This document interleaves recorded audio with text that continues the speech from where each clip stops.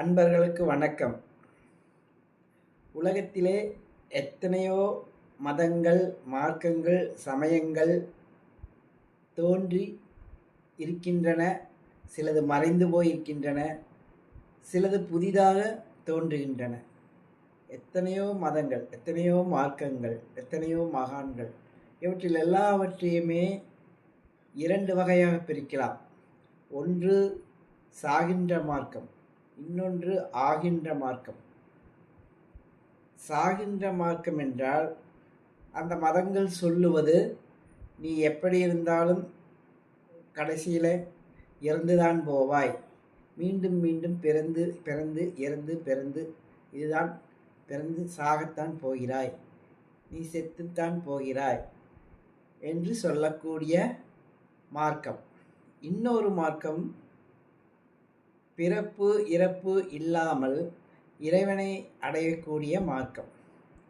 இந்த இரண்டு வகையிலும் பார்த்தால் கிட்டத்தட்ட எல்லா மார்க்கங்களுமே சாகின்ற மார்க்கம்தான்.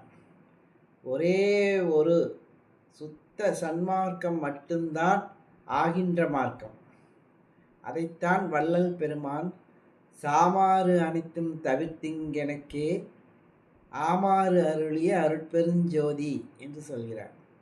அப்போது சாமாறு அனைத்தும் தவிர்த்திங்கெனக்கே ஆமாறு அருளிய அருட்பெருஞ்சோதி.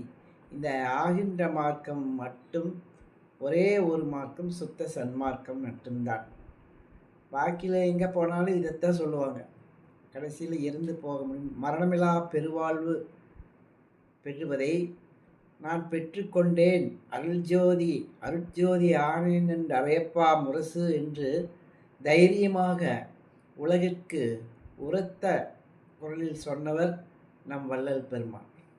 அதனால் இந்த ரெண்டு வகையான மார்க்கங்கள் ரெண்டு வகையாகத்தான் பிரிக்க முடியும். அதில் ஆகின்ற மார்க்கம் சுத்த சன்மார்க்கம். எனவே அந்த சுத்த சன்மார்க்கத்தில் இருந்து சாகா கல்வியை பயின்று அந்த சாகாவரத்தை பெறுவதற்கு தயாராக வேண்டும், உறுதியாக இருக்க வேண்டும். எல்லா உயிர்களும் என்புற்று வாழ்க.